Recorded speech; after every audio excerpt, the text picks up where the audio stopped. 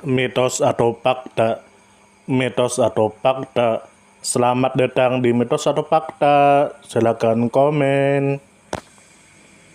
Komen. Mitos atau fakta? Kali ini kita akan membawakan sebuah cerita yang tersebar di tengah-tengah masyarakat. Yang mana silahkan Anda semua tebak apakah itu hanya mitos atau fakta yang pernah terjadi.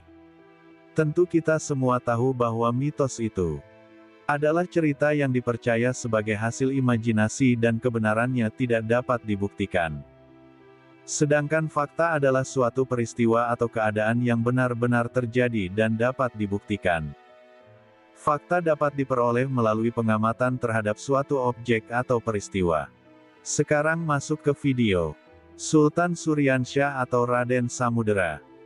Tentu saja kemungkinan tidak asing di telinga kita terlebih bagi para orang-orang yang pernah mendengarnya.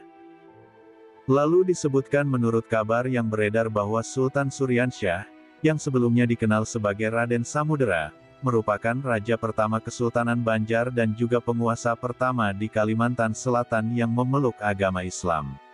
Ia adalah keturunan bangsawan dari Kerajaan Negara Daha, salah satu kerajaan Hindu yang berpusat di daerah hulu Sungai Barito dan kini wilayah Kalimantan Selatan.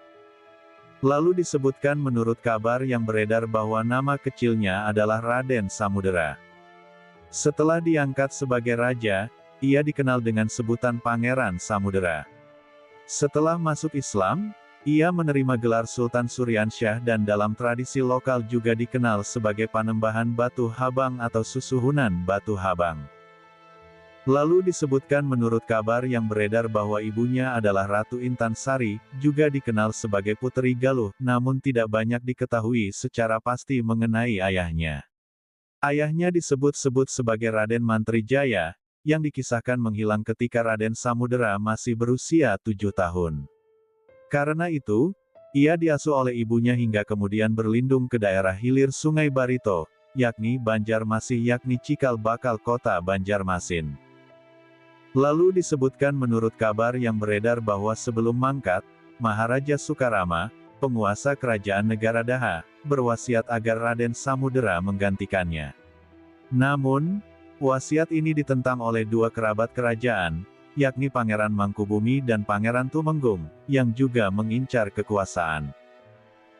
Lalu disebutkan menurut kabar yang beredar bahwa karena ancaman terhadap keselamatan cucu raja itu, Ratu Intan Sari membawa Raden Samudera melarikan diri ke Banjarmasin, di mana ia kemudian diasuh oleh dua pejabat penting setempat, Patih Masih dan Patih Kuin. Lalu disebutkan menurut kabar yang beredar bahwa Raden Samudera yang telah dewasa kemudian diangkat menjadi raja oleh penduduk dan para pendukungnya.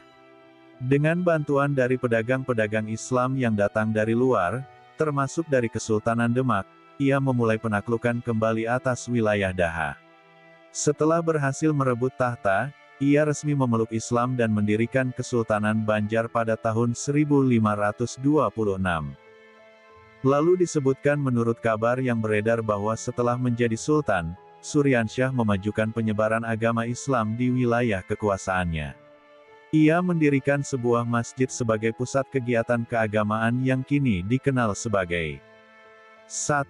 Masjid Sultan Suryansyah, dikenal juga sebagai Masjid Raden Samudera atau Masjid Pangeran Samudera. 2. Masjid ini adalah masjid tertua di Kalimantan Selatan, terletak di Kuin Utara, Kecamatan Banjarmasin Utara, Kota Banjarmasin.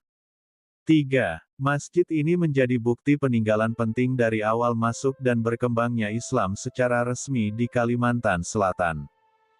Lalu disebutkan menurut kabar yang beredar bahwa menurut peneliti Belanda J.C.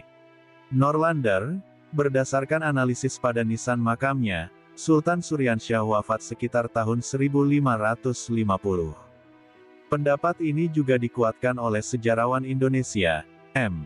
Itwar Saleh, yang menyebut masa pemerintahan Sultan Suryansyah berlangsung dari 1526 hingga 1550. Beliau dimakamkan tidak jauh dari Masjid Sultan Suryansyah, dan hingga kini makamnya menjadi tempat ziarah sejarah dan spiritual penting di Banjarmasin. Lalu disebutkan menurut kabar yang beredar bahwa penerusnya adalah Sultan Rahmatullah, putra Sultan Suryansyah. Ia merupakan raja kedua Kesultanan Banjar dan bergelar Susuhunan Batu Putih. Masa pemerintahannya berlangsung antara 1550 sampai 1570. Bagaimana menurut Anda semua? Apakah cerita di atas adalah mitos dan cerita sebelum tidur atau memang fakta? Silahkan tulis di kolom komentar. Note: kami bertanya kepada Anda yang mendengar dan melihat video ini.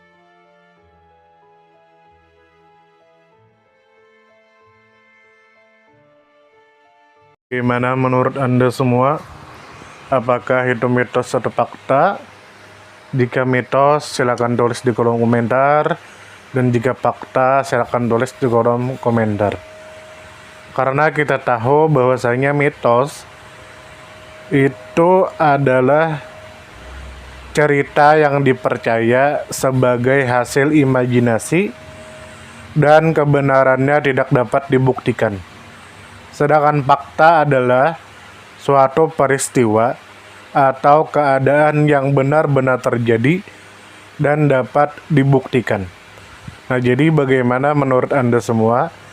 Apakah ini mitos atau fakta? Silakan tulis di kolom komentar.